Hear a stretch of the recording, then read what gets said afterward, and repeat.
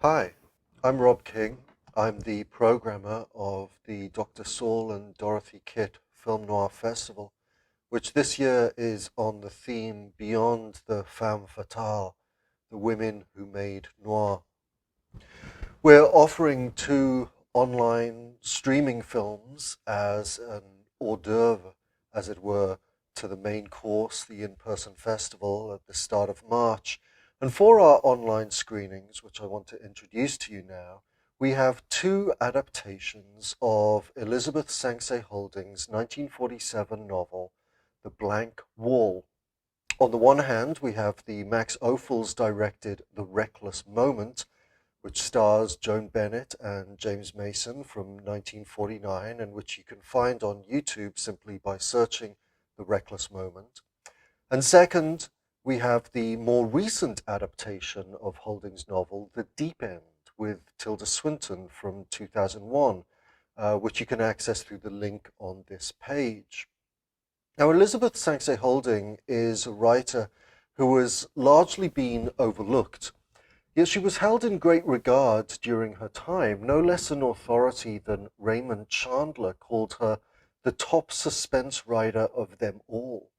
And the great Anthony Boucher noted that before anybody had ever heard of psychological novels of suspense, Elizabeth Sanxay Holding was writing them, and brilliantly.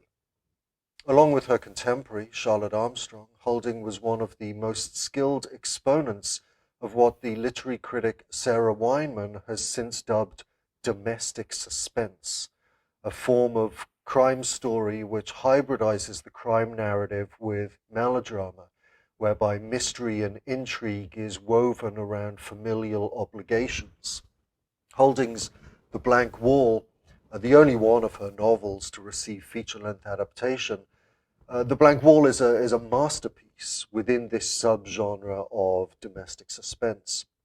It's a novel about an every woman housewife and mother, Lucia Holly, who's trying to keep things together while her husband is at war. And when a dead body shows up, Holly has to stay on top of her domestic responsibilities while simultaneously trying to dispose of a murder victim and negotiate with blackmailers and the police. One of the things that emerges most strongly from Holding's original story, and which makes it arguably a kind of proto-feminist crime fiction, is the way in which the crime element is situated against a web of domestic chores, such that the crime aspect becomes almost just one more thing for Lucia Holly to have to deal with. When the blackmailer, Donnelly, first asks to meet her, for instance, Lucia's first reaction is to debate whether she should do the dishes first or make the beds now or later, and which would seem the most suspicious. Here's the relevant passage from the novel, written in the free, indirect prose that was one of Holding's hallmarks.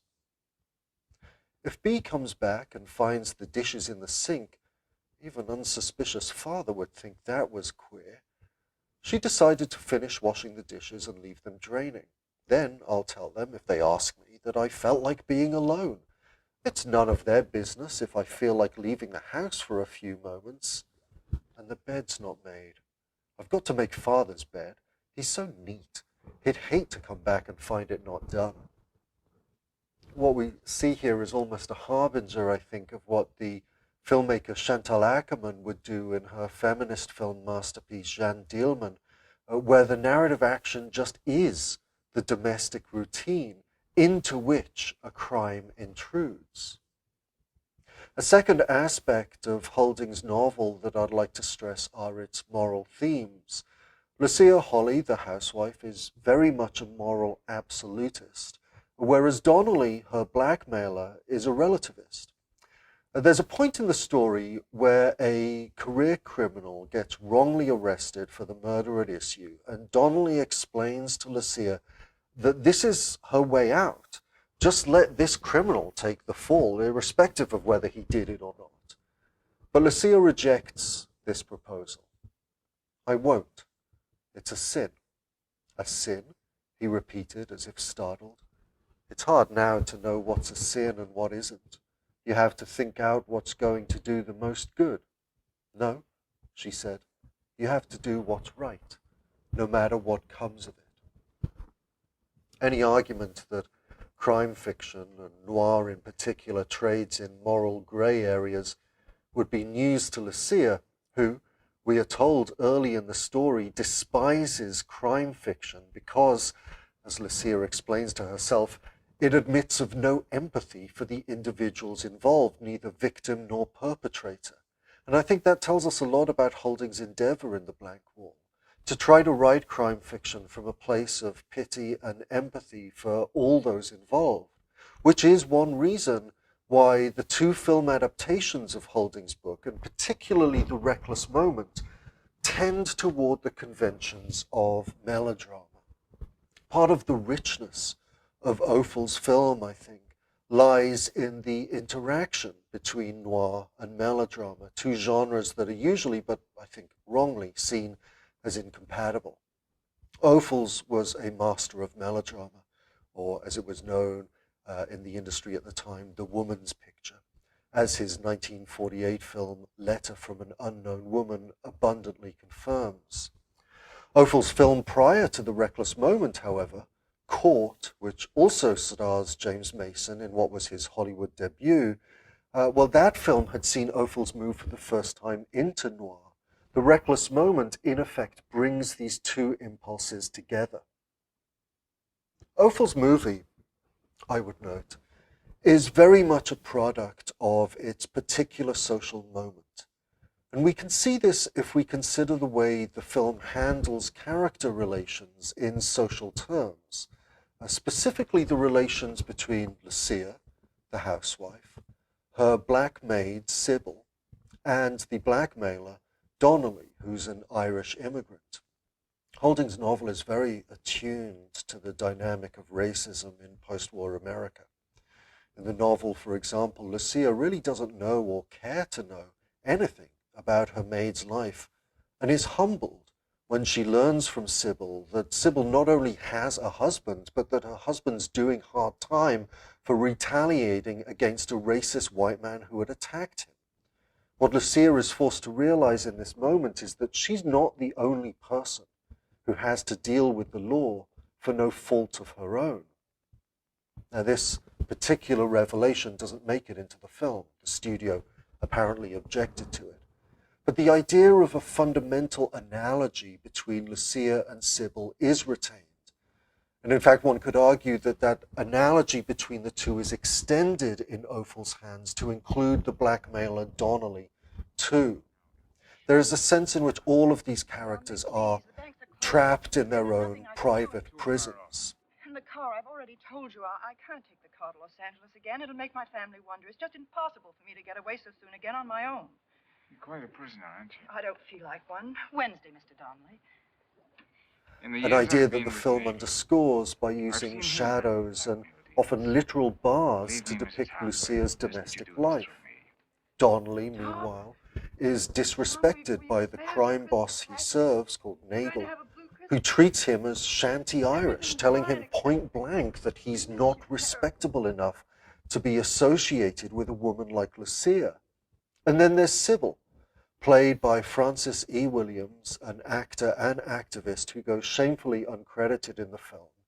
And Sibyl's position as a maid inevitably awakens the legacy of slavery in a context in which domesticity is viewed metaphorically as a prison. What Ophal's film underscores is a kind of solidarity that develops among these three people who have been excluded from full participation in society by virtue of their ethnicity, their race, their gender. The Deep End is very different in all of these respects, since in that film, themes of race and immigration are left out entirely. The mother figure, played by Tilda Swinton in what was her breakout role for American audiences, that character doesn't have a maid. And the blackmailer's ethnic identity is irrelevant to the plot of The Deep End. Now, one might be inclined to say that themes of ethnic and racial difference from the reckless moment get substituted by themes of queerness in the deep end.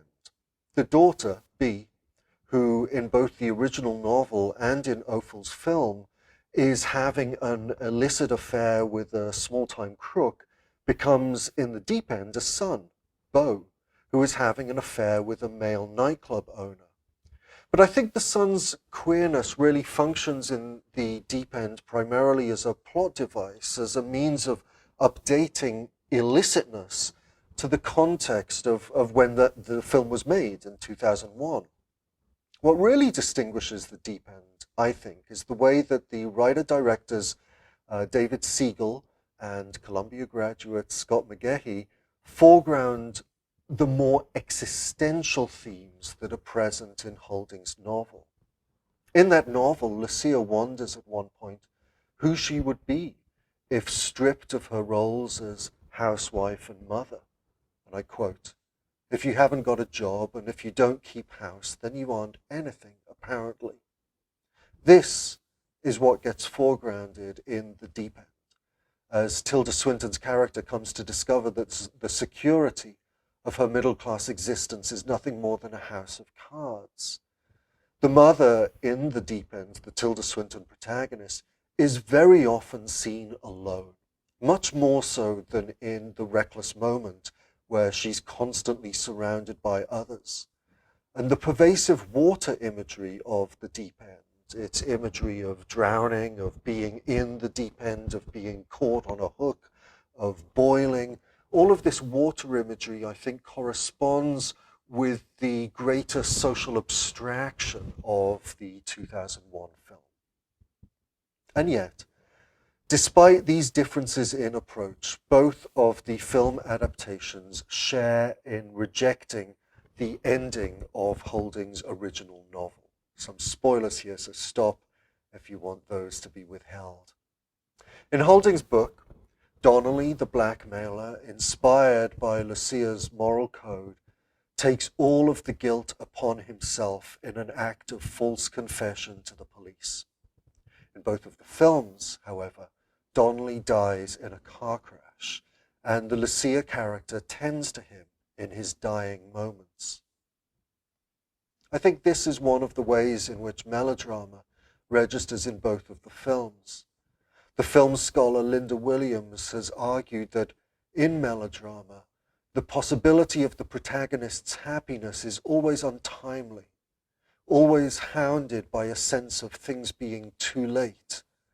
And this is precisely what we get in the films, where the endings depart from the book by tapping into the possibility of a romance between Lucia and her blackmailer, albeit a romance that is itself too late. Both films then evoke what might have been in their endings. I hope you enjoy the films, and I hope also that you'll be able to make it to the festival this year. Goodbye.